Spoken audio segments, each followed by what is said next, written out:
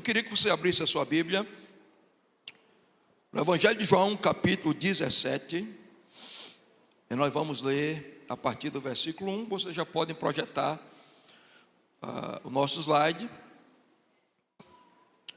Capítulo 17 do Evangelho de João, versículo 1.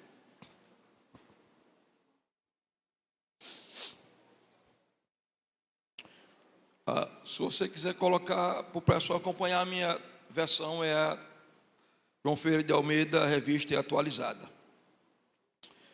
Tendo Jesus falado destas coisas, levantou os olhos ao céu e disse: Pai, é chegada a hora, glorifica teu Filho, para que o Filho te glorifique a ti, assim como lhe conferiste autoridade sobre toda a carne, a fim de que ele conceda a vida eterna a todos os que lhe destes.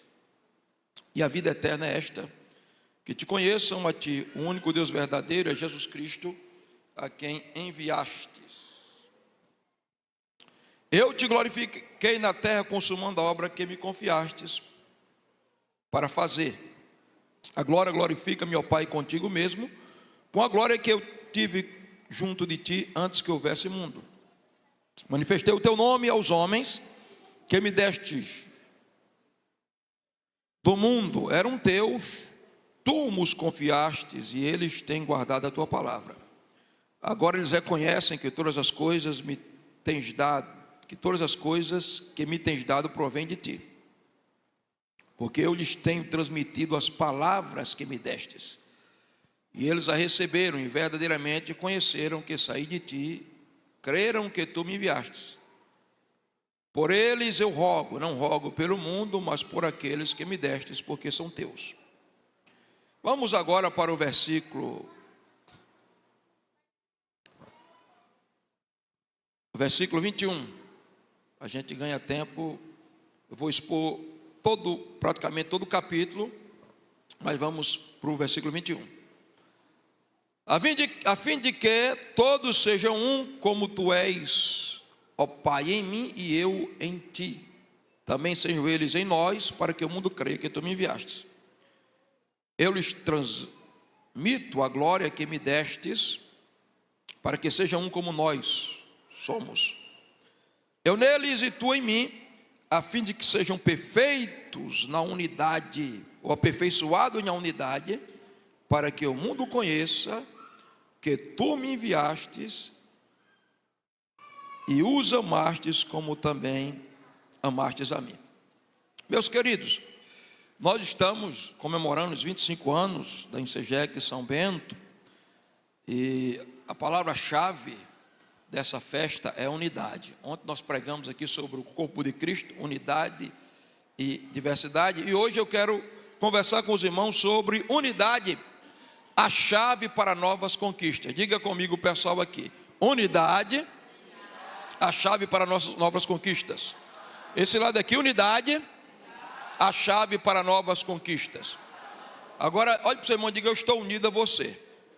Então, por favor, não conversa comigo, porque senão se tu conversar comigo, tu vai atrapalhar a minha bênção, e eu quero continuar unido a você. Olha para mim, não olha para o pregador e olha para a palavra, porque você vai aprender a viver em unidade. Amém? Queridos, Jesus está nos momentos finais da sua vida terrena e do seu ministério. Os momentos finais da vida terrena de Jesus começam no capítulo 13 de João, quando ele dá a maior lição de liderança: uma toalha e uma bacia. Ele dá exemplo de liderança. Depois, no capítulo 14, ele prepara o coração dos discípulos para a partida, prometendo voltar e dizendo que os discípulos não estariam sozinhos, porque o Consolador viria. Capítulo 15, ele mostra que o sucesso dos discípulos seria a conexão com ele como videira verdadeira e eles como ramos da videira. Ainda alerta os discípulos sobre a perseguição e o ódio do mundo. No capítulo 16, aí ele vai falar com minuciosidade que o sucesso do ministério de discípulo dependeria do Espírito Santo, aquele que vai guiar a toda a verdade. E quando chegamos ao capítulo 17, então Jesus está no limiar do seu sacrifício e da sua morte, e ele agora assume a figura do sumo sacerdote, que vai orar pelos seus discípulos antes de entrar no lugar santíssimo para orar, para oferecer os sacrifícios. Dos versículos 1 ao 10, Jesus está orando por ele, mas dos versículos 11 ao 20, ele vai orar pela missão dos discípulos. E nos versículos 21 ao 23, ele vai mostrar que o sucesso da missão dependeria então da unidade dos discípulos. João está escrevendo esse texto no ano 85 depois de Cristo, quando a igreja está enfrentando dificuldades ferrenhas, e elas precisam estar coesas, unidas, para não serem vencidas pelo sistema romano. O imperador da época é Domiciano, o monstro, que inclusive vai exilá-lo na ilha de Pátimos. Então a igreja está enfrentando uma perseguição terrível. Além da perseguição, heresias mortíferas estão entrando no seio da igreja. Duas delas, gnosticismo e docetismo. Os gnósticos negam e combatem a natureza divina de Cristo, enquanto que os docéticos negam e combatem a natureza humana de Cristo. É dentro dessa conjuntura e desse contexto que João escreve o seu evangelho, e com muita minuciosidade ele vai falar da oração sumo sacerdotal de Jesus, mostrando então, não está passando aqui, vocês podem passar aí então, vai, volta, aí, mostrando então os segredos para a conquista. Olhe para mim, igreja, quantos querem conquistar a cidade de São Bento? Quantos querem conquistar o território da Paraíba? Quantos querem conquistar a família? Então vamos aprender com Jesus os segredos para conquistar. Sim, quer que eu veja? Está passando? Pronto, os segredos para... Pronto, vamos logo para o primeiro ponto. Segredos para a conquista. Ponto número 1, diga comigo: focar os olhos no céu. Mais uma vez, focar os olhos no céu. Quer conquistar? Aqui está o primeiro segredo no texto. Tendo Jesus falado destas coisas, levantou os olhos ao céu. Porque Jesus aqui é a figura do sumo sacerdote que vai entrar no dia da expiação, no lugar santíssimo do tabernáculo, para oferecer o sangue que vai purificar Israel. E a postura do sumo sacerdote ao entrar no lugar santíssimo não era assim, era olhando para o céu. É a postura de conexão espiritual, é a postura de ligação com o eterno, é a postura de uma consciência da presença divina. Quantos querem conquistar? Levanta a mão quem quer conquistar. Se você quer conquistar, aprenda com Jesus. Foque os olhos no céu. Hoje você veio aqui para aprender. Já chega de olhar para o problema, já chega de olhar para o defeito do irmão, já chega de olhar para o seu próprio defeito, já chega de olhar para a sua própria capacidade ou incapacidade. Hoje você veio aqui aprender uma coisa. Levanta os olhos para o céu. Você tem que olhar para cima. Não existe mágoa no céu, não existe rivalidade no céu, não existe inveja no céu, não existe impossibilidade no céu, não existe incapacidade no céu, não existe frustração e nem fracasso no céu. O problema de muita gente é porque eu estou olhando para o defeito do meu irmão. Eu acho que aquele cabelo dele não devia ser daquele jeito, e eu acho que aquilo ali é uma peruca que ele está usando. O outro está olhando, eu acho que aquele irmão é metido, eu acho, aí quebra a unidade. E o outro está olhando, eu olhando para ele, eu acho que eu não sou nada, eu sou um Mefibosete da vida, um cão morto. Meus queridos, nós vamos conquistar, E a conquista começa tirando os olhos desse mundo periférico, porque ele não tem nada para nos dar, voltando os olhos para o céu. Do céu vem a glória, do céu vem a graça, do céu vem o poder, do céu vem o Espírito, do céu vem a salvação, do céu vem o Salvador. É para lá que nós vamos olhar. Quem vai olhar para o céu essa noite comigo, aplauda a Jesus. Por que olhar para o céu, pastor? Porque os discípulos iam entrar numa guerra espiritual aqui. Veja, no versículo 15 de João, Jesus diz assim: não peço que os tire do mundo, mas sim que os guarde do mal. A palavra mal aqui, essa palavra mal é maligno no grego. Poneirar, ou poneiria, maligno, está falando do próprio Satanás, do diabo. Então nós temos um inimigo comum. Eu preguei ontem aqui, que não é teu irmão, meu irmão. Porque tem gente que eu vou falar com o meu advogado, porque você não aprendeu que a nossa guerra é espiritual. A nossa guerra não é contra a carne, não é contra a sangue, não é contra o teu vizinho chato, não é contra o teu marido, não é contra o teu filho que está te dando trabalho. A nossa guerra é contra principados, potestades e poderes da maldade. Então quem olha para o céu sabe que a guerra é espiritual e se vence espiritualmente. Meu filho foi criado na igreja, desde pequeno nunca dormiu sem escutar uma história bíblica, conhecia tanto de Bíblia e até de teologia, que eu dava aula no instituto e ficava conversando com um professor meu, professor não, amigo meu que era professor também lá no instituto teológico. Aí Felipe, eu trazia prova, né, e dizia: essa prova aqui, Joab, eu conversando com ele, acaba tirou 7, isso aqui tirou 6, esse tirou 0. Felipe não tinha estudado a matéria, mas ele me ouvia tanto conversar de teologia com Joab, que é um pastor da nossa igreja, que é professor também, que eu dizia: eu vou fazer um teste com Felipe. Felipe, responde essa prova aí. Aí ele respondia, tirava 8, 7, 9, às vezes tirava 10, só em escutar. Então ele foi criado nesse ambiente, mas quando ele nunca me deu trabalho, a adolescência, que é o tempo de trabalho, eu não sei. Quando completou 21 anos, inventou de dar trabalho. Companhia que não dava certo, começando a querer chegar mais tarde em casa, porque lá em casa de 10 horas era porta fechada de todo mundo dentro de casa. Aí eu conversando, não tinha jeito. Aí eu disse: já sei, o negócio é espiritual. Eu não vou olhar, eu vou tirar os olhos daqui, eu vou olhar para ali. Aí ele estava dormindo, eu ia profetizar: você é um homem de Deus, você é filho do altar, você foi gerado para ser canal de avivamento. Aí ungia ele, abençoava. Ele saía, eu encharcava o travesseiro dele de óleo. Aí ele acordava no outro: papai, um cheiro de óleo lá. Não, é segredo, é mistério. Um dia ele disse assim: eu vou sair com meus colegas. Meu filho, não vá uma hora dessa. Eles vão sim. Está certo, 21 anos, é adulto.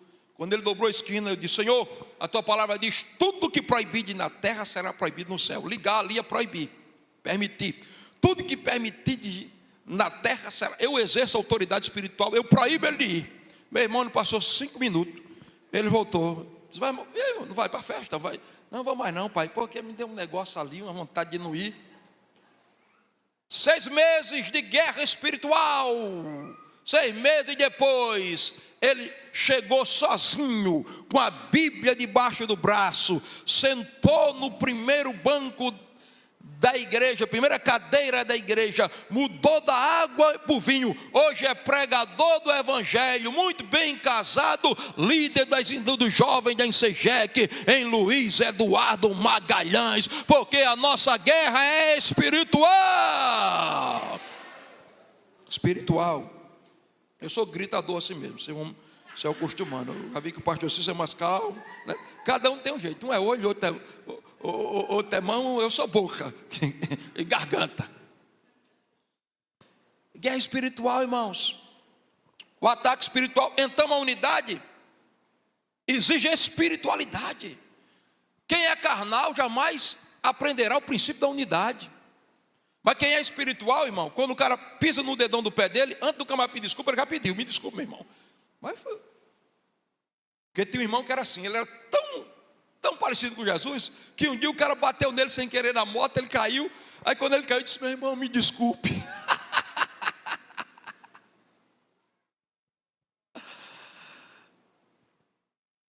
Nós somos muito do fogo, do Pentecoste, dos dons. Mas onde é que está o fruto do Espírito? O amor. Irmão, você não vai resolver o seu problema conversando com o seu advogado, conversando com o seu médico, conversando com o seu psicólogo, com o seu psiquiatra. Eles vão ajudar. Porque tem gente chegando na igreja com um problema psiquiátrico, aí o cara vai querer expulsar o demônio. Não, eu já sei o que é demônio. Isso aí vai, um remedinho, um tratamento, uma terapia vai resolver. Psiquiatra. Agora tem gente que quer dar remédio ao endemoniado. Não vai resolver, meu irmão. Aqui é demônio, expulsa com demônio. Expulsa com o nome de Jesus. Então, é espiritual. A guerra é espiritual. Não estou dizendo que os recursos humanos não funcionam, mas tem coisa que você tem que vencer no quesito espiritual. Então, o segredo é olhar para o céu. Uma irmã na igreja, eu preguei que Abraão, quando Deus queria fazer ele pai de uma grande multidão e alimentar a fé dele, então Abraão, Deus disse: olha para as estrelas. E eu pregando sobre aquilo ali, irmã, o nome dela é Betinha. E Betinha, muito obrigado, meu pastor. Em verdade, lhe digo que não perderás o teu galardão de profeta, porque tu és profeta também. Aquele que der pelo menos um copo de água fresca a um desses meus discípulos na qualidade de profeta, receberá galardão de profeta. Vai levando o teu galardão. Eu estava com sede mesmo. Escute, aí eu pregando, e ela, Betinha, o maior sonho da vida dela era ser mãe. Como é teu nome, meu irmão? Salismar, o nome bonito. Aqui é todo mundo bonito, é nome bonito, a igreja é bonita. Aí Salismar, a maior vontade dela era ser mãe. Mas ela tinha sofrido um acidente, tinha ficado na cadeira de roda. Depois Deus levantou ela milagrosamente. E ela, de ônibus, a ferragem do ônibus passou por cima do útero, ovário. Ela sobreviveu por um milagre, mas danificou tudo. Fez tratamento com os maiores especialistas do Rio Grande do Norte. E os médicos disseram a ela: se você quiser ser mãe, adote um filho. É impossível você ser mãe. Mas antes de ela adotar, ela está assistindo essa minha pregação. Aí ela, vindo, Abraão olhou para as estrelas. Cada estrela é uma promessa. Ela disse, sentada no banco, disse: Senhor, até hoje eu lutei com as minhas forças. A partir de agora, eu vou olhar para as estrelas, eu vou olhar para as promessas. Como Sara riu, eu vou rir também. Aí botou a mão assim no vento e começou a rir. Um mês depois, ela estava grávida. Aí a gravidez complicada, por causa do resto da situação, gravidez complicada. Quando estava para ter o menino, aí o marido ligou: pastor, ela está sangrando aqui, a complicação. Eu digo: sacerdote, coloca a mão no ventre da tua esposa, que aquele que começou a obra vai completar. Ele já fez o milagre, não podia engravidar, o menino vai morrer. Não orou, o menino nasceu. Quando o menino nasceu, aí vieram para mim: pastor, o nome do menino vai ser fulano de tal. Eu digo: vai não. Como é? Não, o nome do menino vai ser Isaac, o filho da promessa. É mesmo, pastor? Foi a pregação do nascimento de Isaac. Aí colocaram o nome do menino de Isaac. Agora veja só, no dia da apresentação de Isaac recém-nascido, fizeram uma festa. E eu preguei sobre o filho da promessa, o nascimento de Isaac. Aí, estou pregando, no final da pregação, eu digo: me dá Isaac aqui nos braços, o recém-nascido.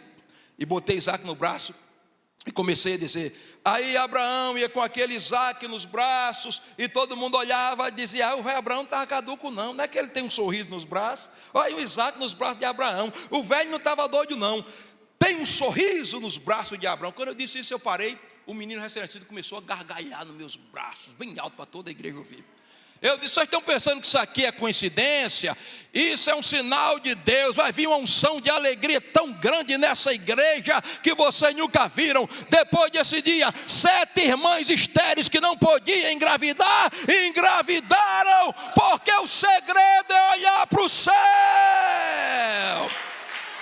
Eu quero profetizar sobre a tua vida essa noite. Levanta os teus olhos para o céu, porque milagre está chegando na tua vida. Porta está se abrindo, cura está acontecendo. Aquele que está distante vai voltar, e o sobrenatural vai acontecer. Vem restituição, porque nós estamos olhando para o céu. Aplauda a Jesus.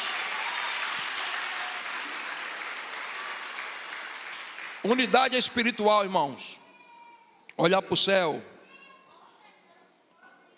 Segundo lugar, buscar a glória de Deus. Jesus, o sumo sacerdote, ele está olhando para o céu, porque daqui a pouquinho ele vai enfrentar o Getsemane.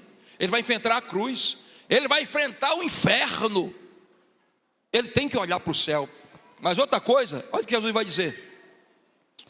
Veja que no versículo 1, Jesus diz assim: tendo Jesus levantado os olhos, disse: Pai, é chegada a hora crucial, a última hora, a hora final.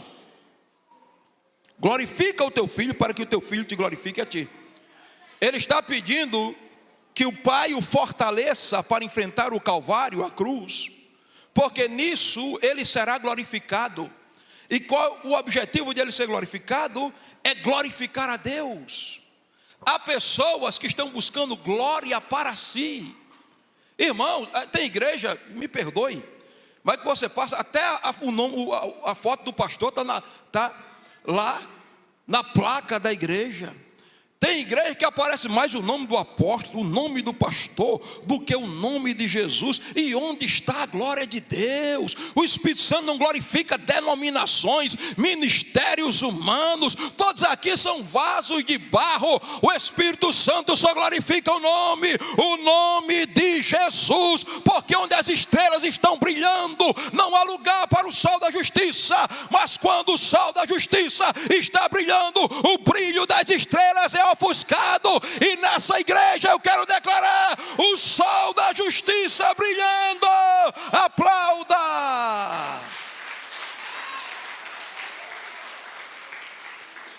Hoje eu estou que estou para gritar. Você, os ouvidos que se aguentem aí. Buscar a glória de Deus, irmãos.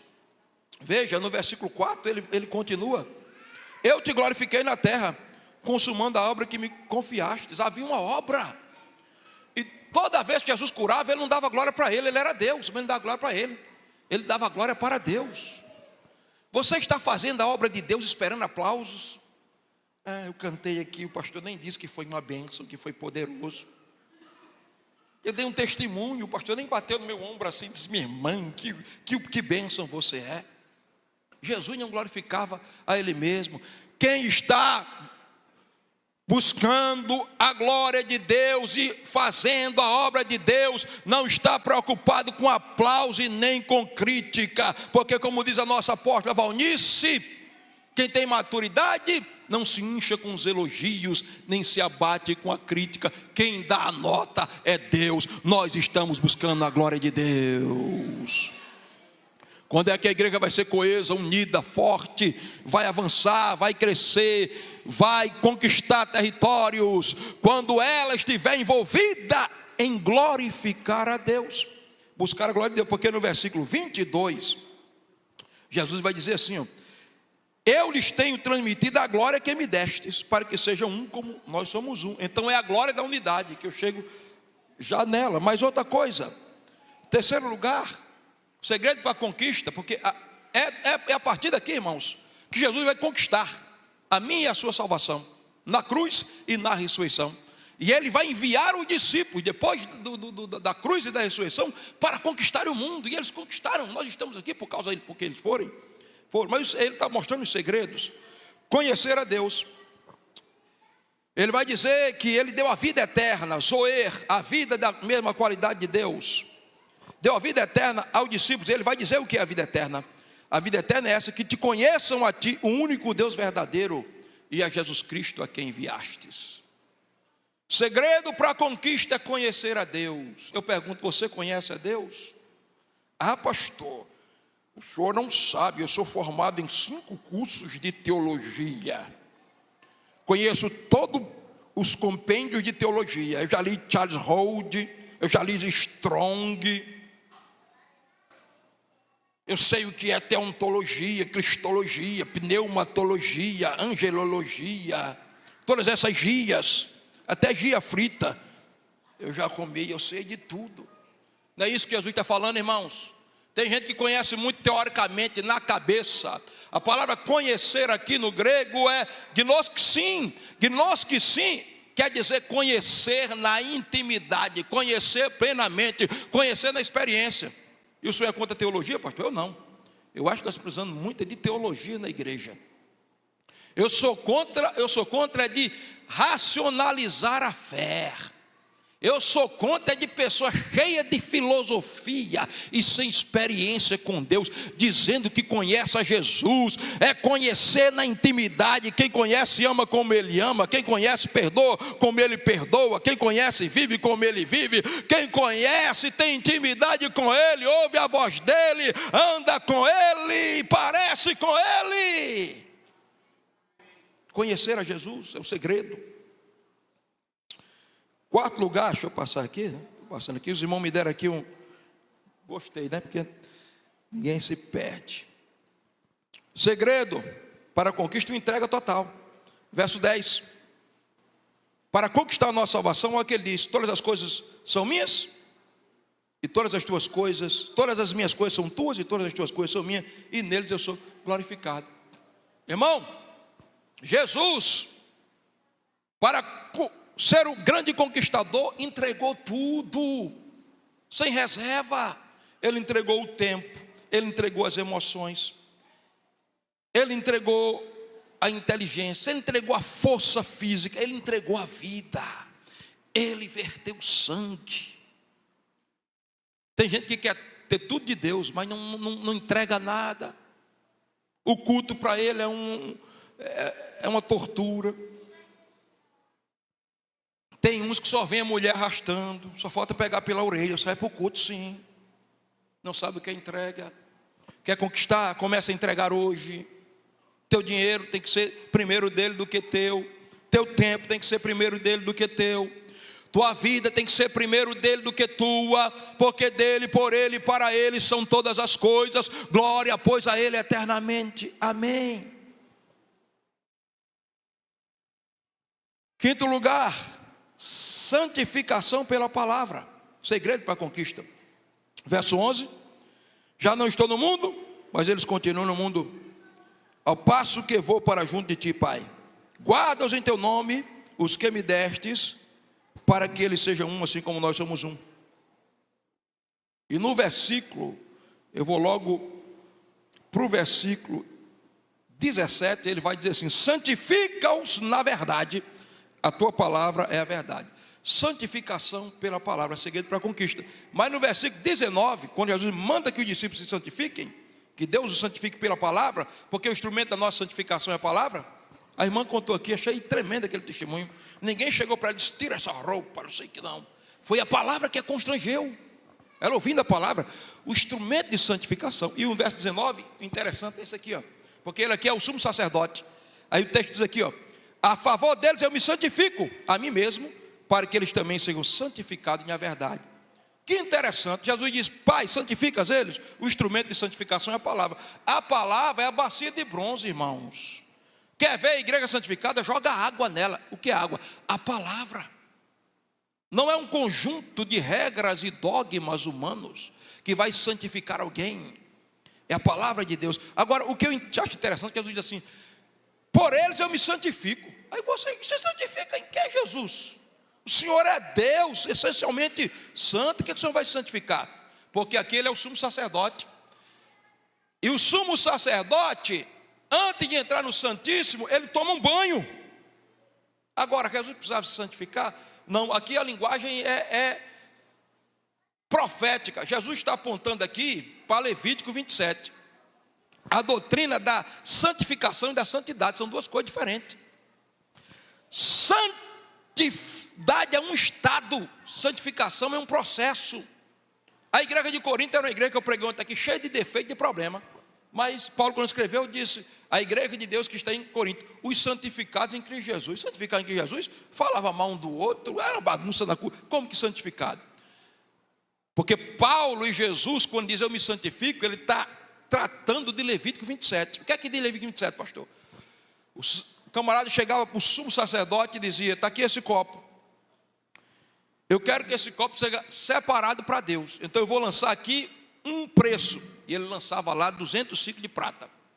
Ele voltava para casa, o copo era propriedade dele, estava na casa dele, mas ele não podia vender o copo, emprestar o copo, porque o copo pertencia agora a Deus, mesmo estando com ele. Isso era a doutrina da santificação no Antigo Testamento.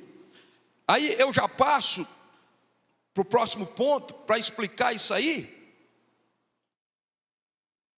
O entendimento do nosso preço. Jesus diz: eu me santifico por eles. Aí depois o escritor aos Hebreus 10:10 vai dizer: pela oferta, o preço do corpo de Cristo, nós fomos santificados.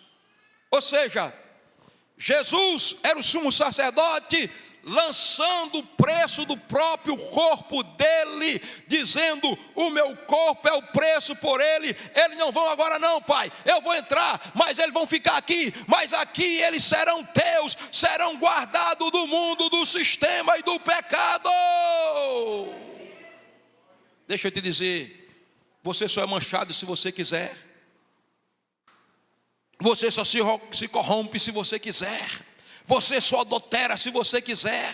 Você só se prostitui se você quiser. Você só vive na pornografia se você quiser. Por quê, pastor? Porque o preço já foi pago. Ele entregou a oferta do seu corpo. Por isso você é santificado, separado. Você está no mundo, mas o mundo não pode te contaminar. Você é como a garça. Já viu a garça andando no meio do lamaçal? Tudo é lama, mas a garça está branquinha. Irmãos, o mundo é contra mim, o mundo vai na contramão da igreja, a cultura do mundo é contra a cultura do cristianismo. O mundo nunca esteve tão podre, tão perverso. A inversão de valores, o relativismo, o pecado campeando em todos os lugares, mas a igreja continua santificada pela palavra, pela oferta do corpo de Cristo, e ela vai conquistar. Vamos terminar. Segundo e último tópico. Os 4 pontos, mas eu vou só tocar. Unidade, a chave para a conquista. E aqui, eu vou ficar nesse ponto aqui só. E aqui, Jesus vai falar da glória da unidade. A glória da unidade. Você vai encontrar nos versículos 1, Jesus falou do Pai glorificá-lo. Versículo 4, ele busca a glória do Pai. Verso 5, ele glorifica a Deus e consuma a obra. Mas agora no versículo 22, olha o que Jesus vai dizer: eu lhes tenho transmitido a glória que me destes, para que sejam um como nós somos um. Eu neles e tu em mim, aqui, a fim de que sejam aperfeiçoados na unidade, para que o mundo conheça que tu me enviastes. Veja, no versículo 21, ele vai dizer: a minha glória neles é que eles sejam um, porque se eles forem um, o mundo vai crer. Vocês querem que todo o território paraibano e a cidade de São Bento creem em Jesus? Levante a mão. Isso só vai acontecer se a glória de Deus vier. E quando é que a glória de Deus vem? Quando nós formos uns com os outros, como o Pai é um com o Filho e com o Espírito. Porque aqui é a unidade trinitariana. Depois ele vai dizer: eles vão conhecer que tu me enviastes. Vocês querem que as pessoas conheçam Jesus? Jesus será conhecido pela unidade da igreja, porque a glória de Deus está na unidade da igreja. A palavra glória aqui, a palavra grega doxa, esplendor, majestade, reputação, honra e presença manifesta. Quando é, pastor, que a presença de Deus se manifestará na igreja e ela sairá para conquistar as nações da terra de verdade? Quando ela for uma, como o Pai é um em Cristo e o Espírito é um no Pai e no Filho. Deus é uma unidade em pluralidade. A Trindade, um em essência, três em personalidades. A unidade da Trindade aponta para a obra criativa de Deus. Olhe para o seu irmão, olhe para ele. Ele é tão lindo, né? Tão bonito. Ele tem a cara de Cristo. Sabe como foi que ele foi feito? Sabe como eu e você fomos feitos à imagem e semelhança de Deus? Olhe para cá. Gênesis 1:26. Um dia os três, Pai, Filho e Espírito Santo, sentaram-se lá numa mesa redonda na eternidade, num conselho deliberativo.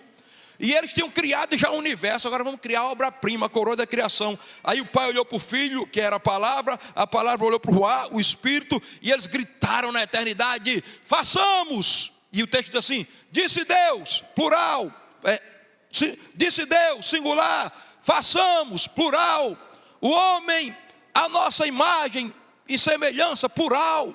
É plural ou é singular? É singular e é plural. Disse Deus, Deus um em essência, um em natureza. É o mesmo pensamento, é o mesmo sentimento, é o mesmo poder, é a mesma essência.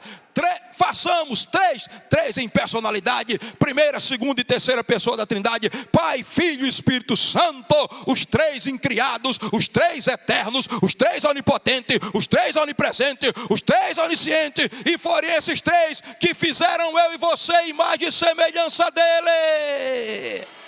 Quando é que nós vamos fazer coisas espetaculares? Quando é que nós vamos criar as coisas para Deus e para a glória dele? Quando nós formos um como eles são um. É isso que ele está dizendo. O relógio disse assim: parar. O alarme aqui disse, ela disse parar. Até o alarme está dizendo que é para parar. Vamos parar. E agora começou a tocar, pronto. Agora, queridos, preste atenção. Jesus falou a palavra glória. A palavra glória aqui é doxa. Tudo isso que eu disse a vocês: esplendor, majestade, reputação, honra. Mas uma das palavras para a glória é presença manifesta. Agora, quando é que Deus se manifestará poderosamente na igreja? Quando a igreja for uma, como a Trindade é uma. Aí, presta atenção. Lá no Antigo Testamento, a glória de Deus ia se manifestar. E a glória de Deus se manifestaria num santuário móvel chamado tabernáculo. Mas esse tabernáculo tem que ser montado, tem que ter todos os utensílios dele. Altar de bronze, a cruz. Pia de bronze, a palavra que santifica. Mesa das pães da proposição, o pão vivo que desceu do céu. Candelabro com 7 pontas, o Espírito Santo que ilumina a igreja. Altar de incenso de ouro, a intercessão e adoração verdadeira. A arca da aliança. O próprio Cristo, o trono da presença. Mas tudo isso não adiantava nada se não tivesse a nuvem Kavod. Shekinah não, viu? Shekinah não tem na Bíblia esse nome. Isso é uma invenção. A palavra glória é Kavod, esplendor pesado. Quando é que ia se manifestar? Aí Deus disse a Moisés: Moisés, eu vou entrar, a glória vai vir, vai manifestar. Mas tem que ter uma coisa: o quê? Deus, o tabernáculo tem que estar unido. E como é que o tabernáculo está unido? Cochetes, 50 cochetes de bronze entrelaçados, para não haver nenhuma brecha de desunião no tabernáculo. Tudo montado no tabernáculo. Monta o tabernáculo, Moisés. Pega os cochetes, junta os 50 cochetes, não há nenhuma abertura. Não. Aí Deus olhou assim, tá, o altar tudo lá, a pia está tudo, e o tabernáculo é um só. Aí Deus desceu na Kavod. Quando Deus encheu, a glória encheu o tabernáculo. E de longe o povo de Israel olhava e dizia: que beleza é aquela ali, que brilho é aquela ali. E todo mundo dizia: é a glória de Deus no tabernáculo. Mas por quê? Porque o tabernáculo está unido. Essa noite a glória de Deus quer entrar aqui, mas nós precisamos ser um. Vamos ficar de pé. Ministério de louvor aqui, estou terminando, pastor, me perdoe, passei 5 minutos do horário.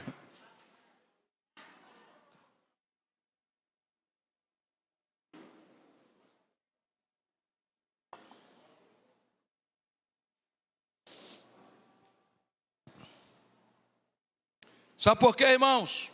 quando nós estamos ligados, unidos um ao outro, nós somos fortes. Quando estamos divididos, nós somos fracos. A Bíblia diz que um cordão de 3 dobras é difícil se romper, mas um cordão de uma dobra só, qualquer força quebra.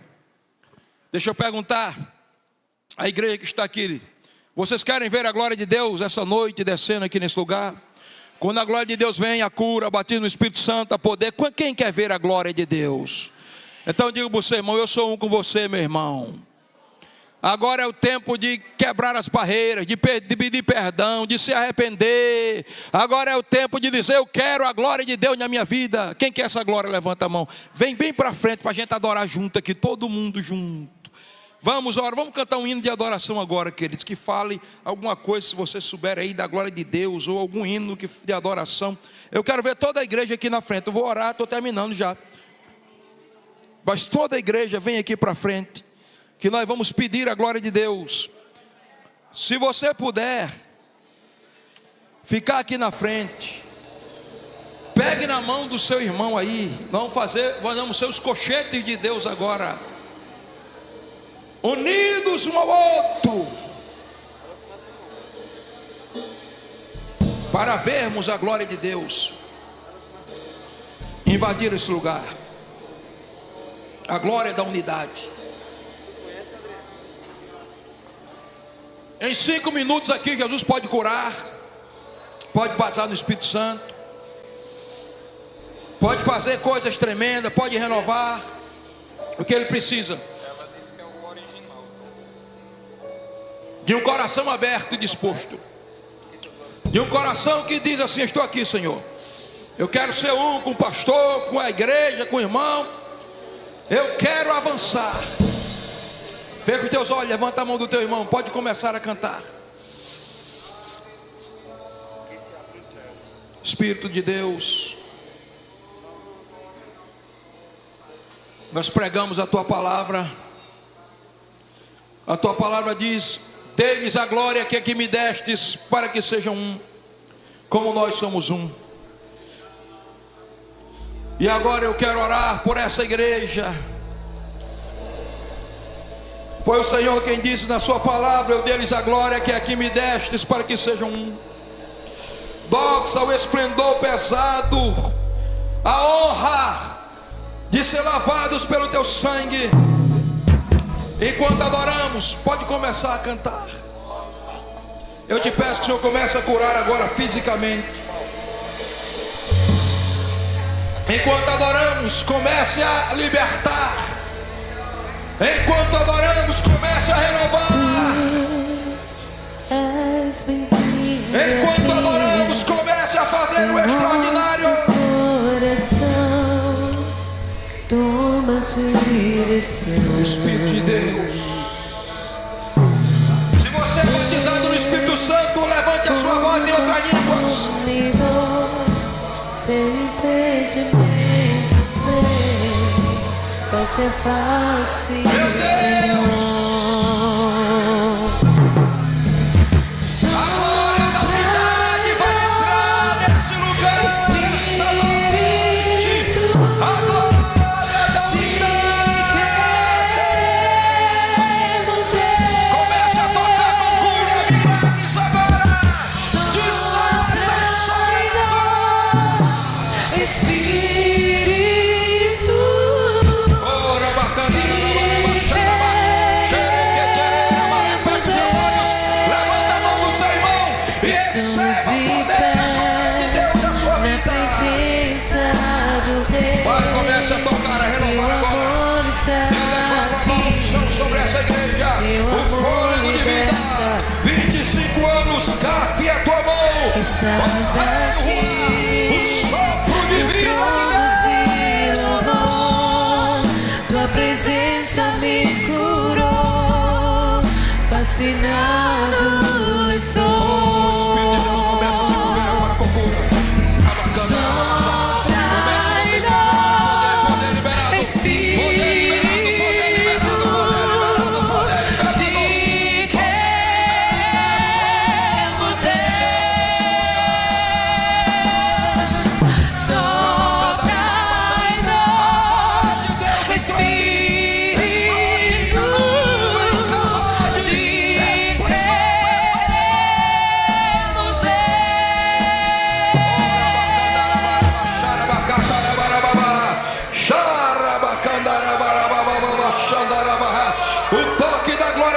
Deus, comece a receber novo agora. Comece a ser cheio do Espírito Santo agora. Comece a ser cheio do Espírito Santo, a ser curado, a ser animado, a ser liberto. Nossa festa do nosso Deus, que se abra os céus, o teu reino vem. Nossa festa do nosso Deus, que se abra os céus, o teu reino vem. Nossa festa do nosso Deus, que se abra os céus, o teu reino vem. Nossa festa, Esperança e